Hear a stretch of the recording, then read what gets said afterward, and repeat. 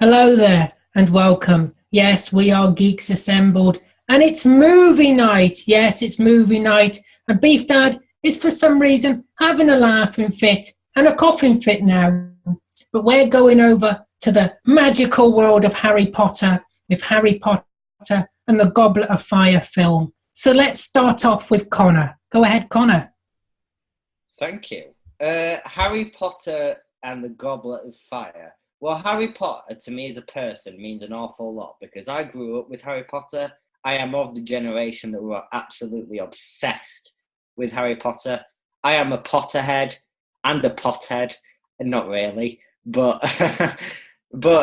yes, I am obsessed with Harry Potter. I love Harry Potter, and The Goblet of Fire is my favourite film. And there's two reasons for this. This is probably when it starts to get a bit dark and you start to feel a bit sorry for the characters and you're a bit scared for them. But also because of the wonderful threat that is established in this film in the form of Ralph Fiennes as Voldemort. And this film overall is absolutely brilliant. The cast is absolutely insane. My favourite character of the entire saga, I'll call it, really, is Snape, because Alan Rickman is an actor that unfortunately he died at the beginning of this year, and it was heartbreaking to hear. But Severus Snape will live on in Potterheads, not potheads, fans for eternity, because he is one of the most sensational characters ever. I just absolutely love Severus Snape. Michael Gambon as Albus Dumbledore. Dumbledore was originally played by Richard Harris before Richard Harris died. But to me, Michael Gambon is Dumbledore because Gambon is, to me, far more... this is his second film in the role. He's far more sort of commanding. Like you feel safe whenever Michael Gambon as Dumbledore is on screen, particularly in the later films. It's really sort of he's insane in this role. Brilliant actor. Maggie Smith as McGonagall, of course. You can't really say much about her other than that she's insane as well. And you have sort of the guest cast in this is also quite brilliant because you have Miranda Richardson as the annoying but entertaining Rita Skeeter. You have Frances Del Toro as what's her name? I forgot her name. Olympie Maxime, the head of the Beauxbatons Academy of Magic. I can't remember the actor's name, but one of my favourite characters of this film is Igor Karkaroff, who is the headmaster of Durmstrang. And actually, one of my favourite scenes in this whole entire film is the trial scene when Harry puts his head in the pensieve and he sort of falls down next to Dumbledore during this trial scene. And you have Barty Crouch and Barty Crouch Jr., played by David Tennant, at this trial scene, and they talk about the name. There's a lot of questioning going on. There's a lot of names that you already know about. You know that like Severus Snape was a Death Eater, but you get the really shocking moment where Karkaroff reveals that Barty Crouch Jr. himself, played by David Tennant, is the Death Eater that tortured Neville Longbottom's parents. And that really is one of those moments in Harry Potter that sends shivers down your spine.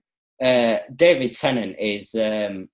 this is probably one of his best roles. The facial expressions that he pulls in this are really quite weird.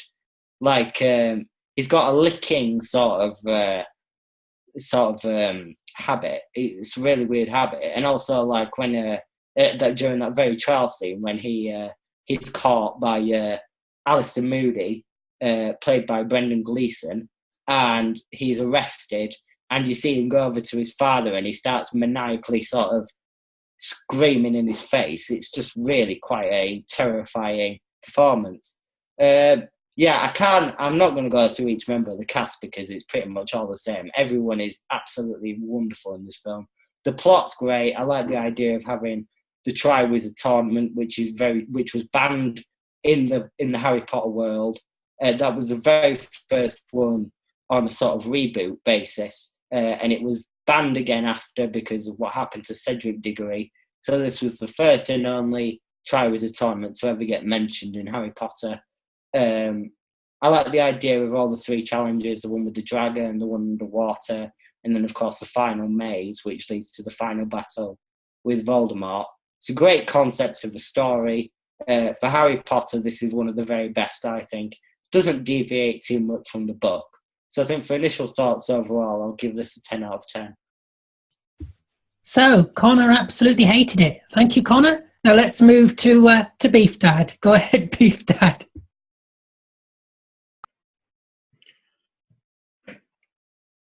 I have I've read all the books and I've seen all the films and love Harry Potter.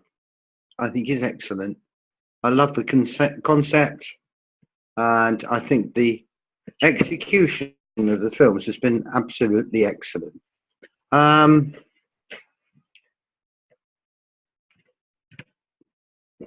far as stars is concerned, nobody's mentioned him yet, but Daniel Radcliffe does a brilliant job in all the Harry Potter films.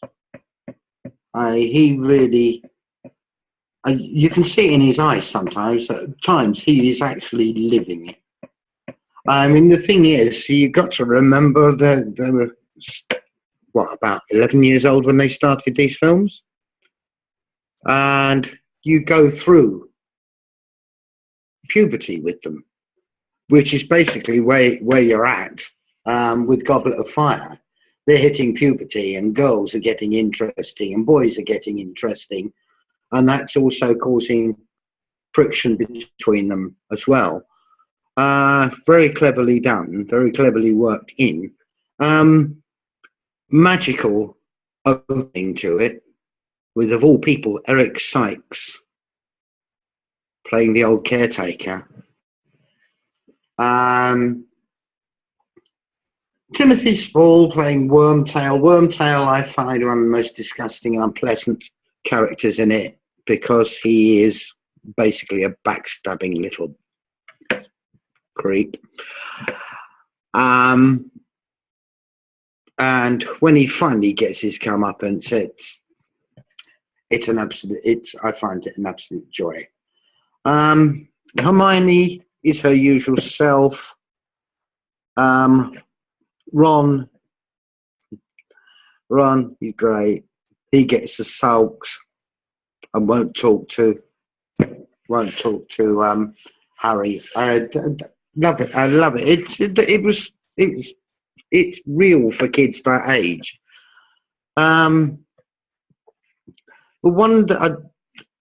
The scenes with the dragon are brilliantly filmed. They are so brilliantly done. I absolutely love that. And then, of course, having to open the golden egg to get blue that the dragon had been guarding, and Harry gets a bit of unexpected help there from a ghost.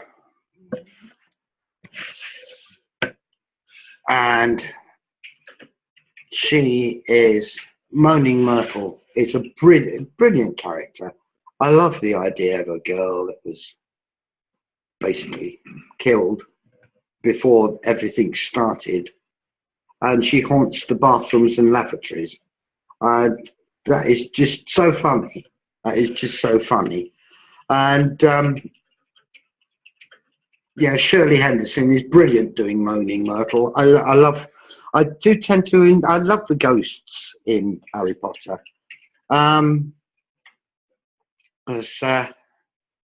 John Cleese is a ghost in Harry Potter. for goodness sakes.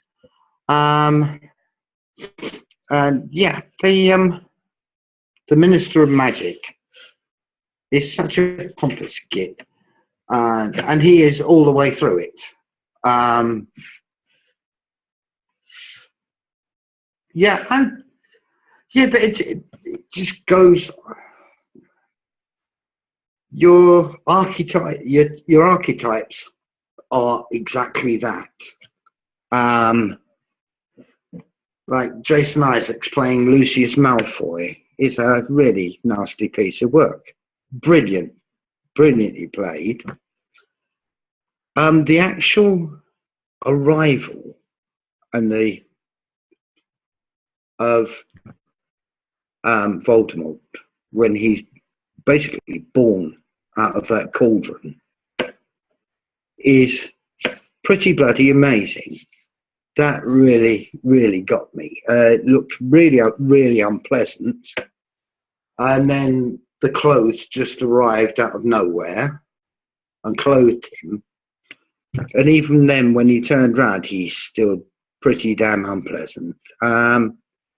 Yeah, it is very close to the book. Very close. I think out of all the films, it's one of the closest to the book. And it holds you. It holds you. You don't want to stop watching. And then, of course, there was the tent at the Quidditch World Cup, which is somewhat TARDIS-like, shall we say, in its tendencies. It's much bigger on the inside. So yeah, that was a bit magical for me as well. So yeah, so for me, because it stayed so close to the book, it gets a 10. A 10, thank you, Beef Dad. Now, he's such a fan of brown sauce, he's even got HP on his scarf. Go ahead, Craig. Hello. Oh, I absolutely love the Goblet of Fire. I've seen the Goblet of Fire at Harry Potter World because it was there last year on my birthday. And it was such a good birthday because they let me open the doors of Hogwarts and push them open when the screen goes up, and I got chills. It was the best birthday I ever had. Then they took a picture of me riding the broomstick, and I had a video made, and I felt like I was there. It was so good. I didn't want to leave. But the film, I mean, what an epic dragon! I mean, they know how to do a dragon sequence. I mean, it was just brilliant, and I love the mazes when all the parties turn up. It's a bit like when you have PE and then the all-girls school comes in. You just know there's going to be mischief or things are going to be happening. It's just great. I love Hogwarts. Privet Drive was good. This year if you go into Harry Potter's house, you can actually see all the letters that come through the chimney, and that they're all in there. That's there this year. Just love it. Absolutely loved it. I've got Snape's my favourite character. That's my pop vinyl of Snape. And yeah, it was really sad when he passed away. I was devastated. And in this Tales from the Crypt, Volume 8, you've even got Harry Potter and the Deathly Boring. It's like a parody of Harry Potter. And the funniest thing that made me laugh out loud is Dumbledore gives him I don't know if you can see this, but a fake glasses nose as a disguise. That's his weapon, if you say. So yeah, I absolutely love this film. I love every single Harry Potter film. I don't know. I'm going to give it a 10 because they're all 10s for me. And yeah, I love Harry Potter. That's a 10. So I think Craig's a bit of a Harry Potter fan, I think. Let's move on over to Susan. Go ahead, Susan. What does Susan have to say about this film? Well, what can I say except for I love this one because of the brilliant beginning of Hermione and Ron's character arc together. Suddenly they're not kids anymore, and she is gonna inspire him to become a real human, or a real witch, real wizard man. And he goes through the beginning stages of that, and he's just like, he's grumpy, he's sullen, and I love Hermione. I love Emma Watson's portrayal of her. She's amazing, and she's such an empowering woman these days.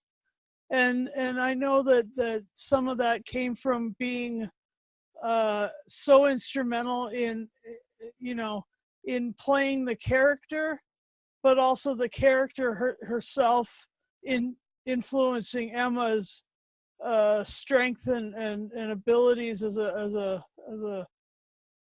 powerful woman. And McGonagall, I can't tell you enough how much Maggie Smith makes me happy.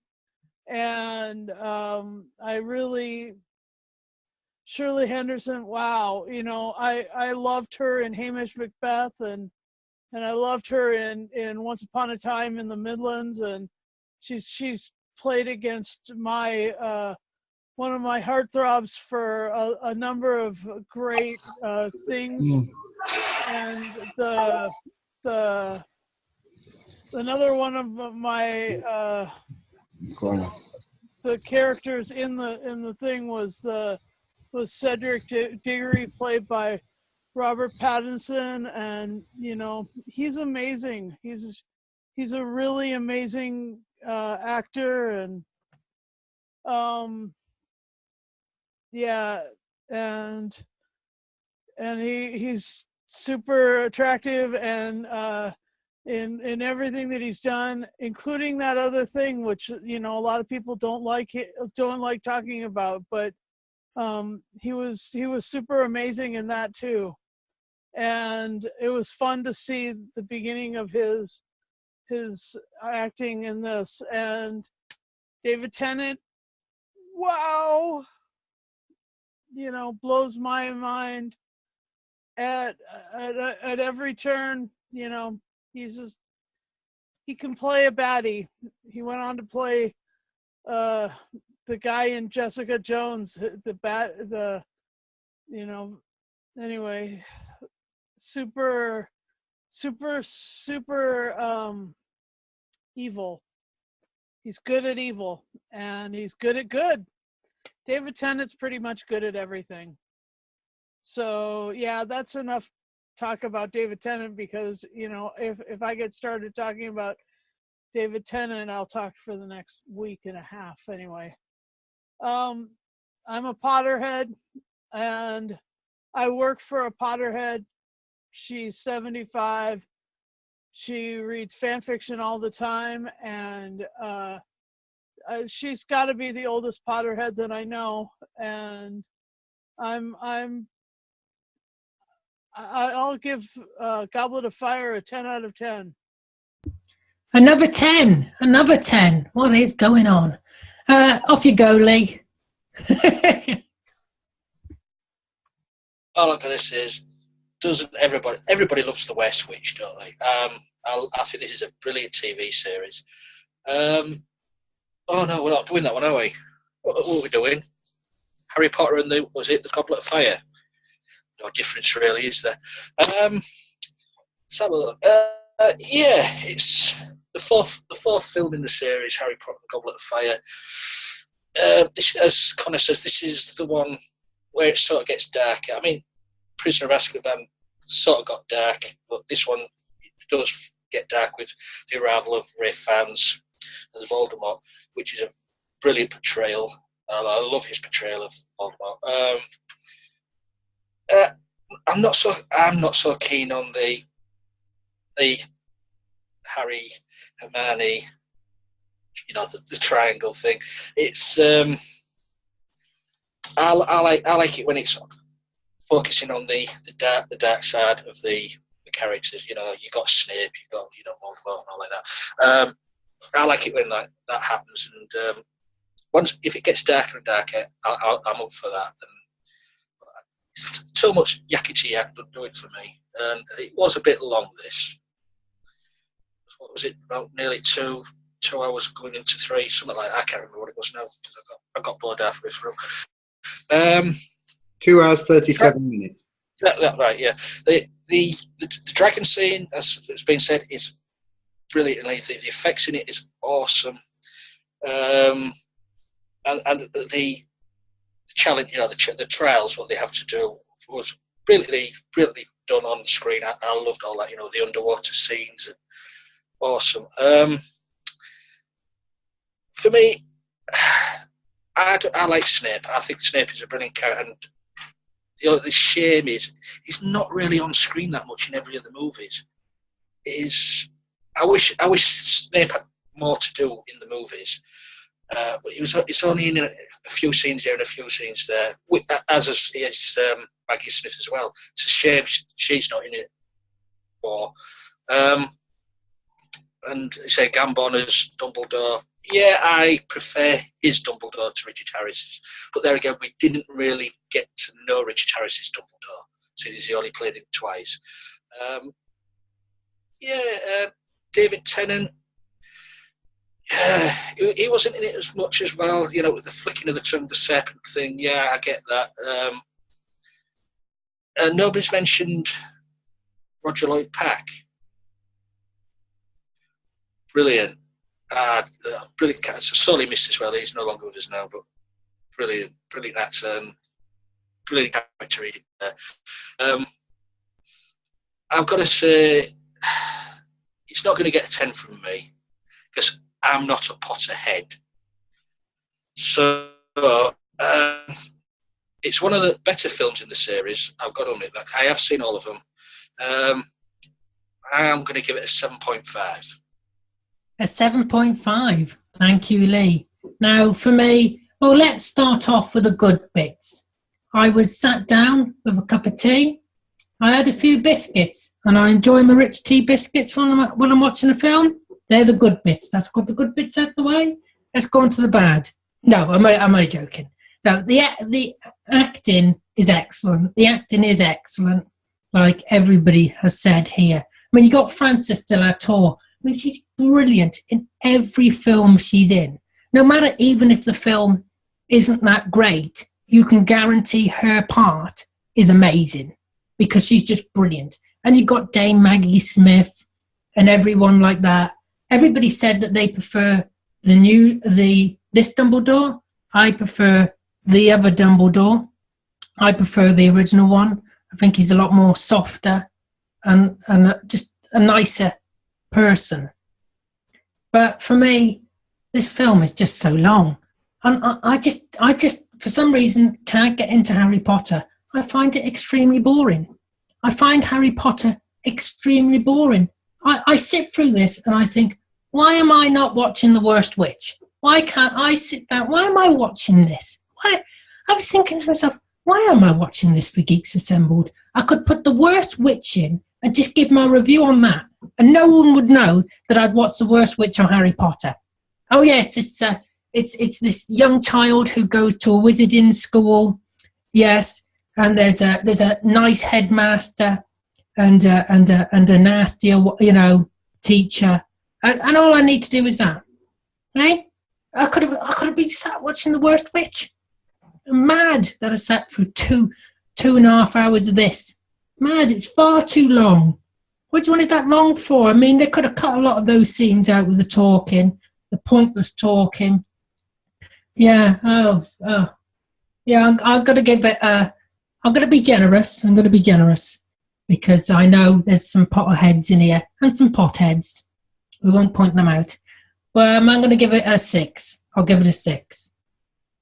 So I'm going to throw the floor open to everyone to speak. Well, the film Troll 1986 has where these little trolls take over this hotel, and they open cupboard doors and they end up in this fantasy woodland, and there's a witch who lives there and everything. One of the son is called Harry Potter Jr. I think J.K. Rowling may have watched The Troll and got inspiration from that movie. It's not gunfire, it's fireworks from the window, by the way. I was wondering what was going on then, Craig. I thought. I think J.K. Rowling's got inspiration from the West. Are you sure someone's not trying to get at you, Craig? Are you sure? The White Witch downstairs, they're having a fight. Fighting over the worst Harry Potter. Oh, you're just going to see armed police just storming in and taking Craig away. Take me to Hogwarts. Take me anywhere. Take me to Hogwarts. No, but I agree with what Lee said. She's seen the worst witch, and she thought, oh, that's a good idea. I'll change it to a male character, and I'll add a bit of a different story to it. But I mean, there is nothing new under the sun, really. She is influenced by everything that's come before, but she did write some pretty amazing character arcs. I mean, Harry going from abused, neglected child to a quasi well-adjusted adult wizard. That's pretty good. And I heard the notion that Harry Potter goes in the cupboard from the abuse, and basically this has all been made up in his head. There's another option. Is that a theory? Theory, yeah. I don't like it. That sounds a bit like nonsense to me. Getting back to the film itself, though, I love Warwick Davis. Oh, yeah. Playing Flitwick and conducting the choir and the orchestra at the prom. Well, it's not a prom, is it? It's the Triwizard celebration. And all of a sudden, wham, you've got a rock band. And you've got Jarvis Cocker singing lead vocals. Oh, that was brilliant. And poor little Flitwick being handed around the heads of all the kids. And there's just little magic moments like that if you didn't really know who Jarvis Cocker was, it wouldn't mean anything to you. But yeah, there's some really fun little moments. But yeah, sometimes the little moments get lost in amongst a big story like that. Yeah. But also, I know it was mentioned earlier, but I didn't mention it in my bit. But I thought Brendan Gleeson as Mad Eye. That was a fun portrayal. I did enjoy that. He was just over the top, aggressive sometimes, and he was teaching the kids in the class the case. That was brilliant. Brilliant portrayal, that one. Brendan Gleeson, a brilliant actor. Yeah, but the brilliant bit was where he transformed at the end after the Polyjuice potion was wearing off, and his acting as he was transforming was just brilliant. It was absolutely amazing. It made you believe. Yep, I think another bit with his character is when he turns Draco into a ferret and he starts pissing around with Draco, and you've got McGonagall sort of like panicking because he's turned a student into an animal. That's a great sort of sense of comeuppance. Yeah, but I love the way that the ferret ends up in Crab's trousers. Yeah, exactly. Yeah, it's brilliant. I like the Christmas tree scenes as well when they celebrate different seasons as well. Yep. Yeah. Yeah. But yes, And nobody has mentioned or swooned over Rob Pattinson as yet. Who? Susan mentioned him. Did they? Did you? The music as well. I know Susan was mentioning Tennant a lot. I think her ovaries are about to explode. Oh, not again. Get them off. Okay. God, I know. No, it was Robert Pattinson. Yes, so big He giggly. went on to Twilight, didn't he? Yeah. Not mentioned Twilight in a Harry Potter cast. Yeah, people don't like that, but I really, I'm. The same actor, though. I actually like his work and all of the stuff that he's done. He was quite attractive and quite a good actor, and had a lot of different ranges to play and stuff. So I agree. Yes. Are we still here? Yep. Has anyone noticed as well that it seems the cyber controller is the Doctor's dad? Yeah. Some theory would go. And also as well, this would be the first time someone regenerated into David Tennant in this film. Yep. Brendan Gleeson regenerated. Yep. I would love Brendan Gleeson as the Doctor. It'd be brilliant. I would love to see him in a story on TV. Yeah. Big votes there. Stephen Moffat, are you listening? It'll be Chris Chibnall. Chris, are you listening? Chris Chibnall, are you listening? Comment below if you are. Thank you. So, does anybody else have anything to add? Harry Potter? What? What was that, Craig? What did you say? Are you feeling? Is this sugar got to you? Yes, I believe. Give him a sugar lump. Tell him to shut up. Check his temperature. And do. I could talk Looking about. forward to Fantastic Beasts. I cannot wait. Oh, when's that out? Next month. 18th of November. Oh, I might watch that actually. It does look quite good. It's got Eddie the Redmayne. actor from the Stephen Hawking film on it. Yeah, Got someone else in as well. Yep. yeah, it Gonna does look be quite great. good actually. Glad Rowling's still writing. Yeah, she's still writing. Yeah. Well, she's wrote other books since Harry Potter. She's wrote a detective one or a crime one or something. That Didn't one was she? really She's boring. written the Silk. She wrote the Silkworm and the Casual Vacancy. Yeah, that's the one that Under was on the different telly. guise as Oh yeah, but one Robert thing I Galbraith, did I think it was. Yeah, Robert Galbraith. One thing I did forget to mention about this is anyone bothered about spoilers for The Cursed Child? No, go for it. No. Right. This is important for Do that it. because in The Cursed Child, Harry Potter's kid and Ron Weasley's kid, not Ron Weasley's kid, Draco's kid, have to travel back in time to save Cedric.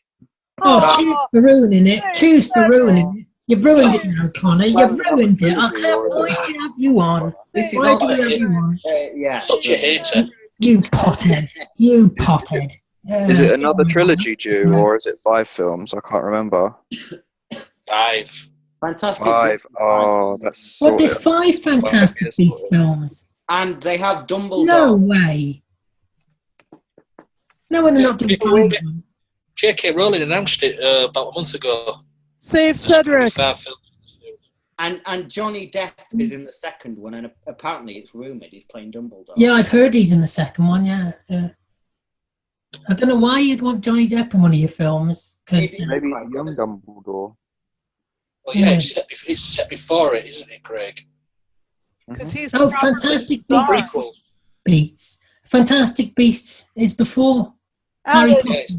Alan, because he's properly bizarre. If you haven't noticed, Hey, Johnny Craig. can play everything.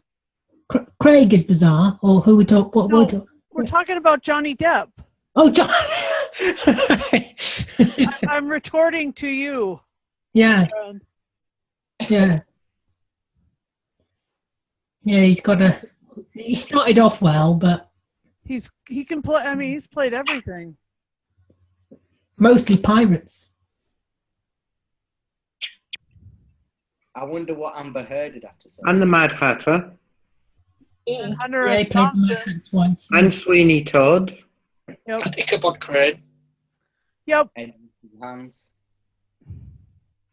Yeah, so does anybody else have anything to add on this film? Was that it?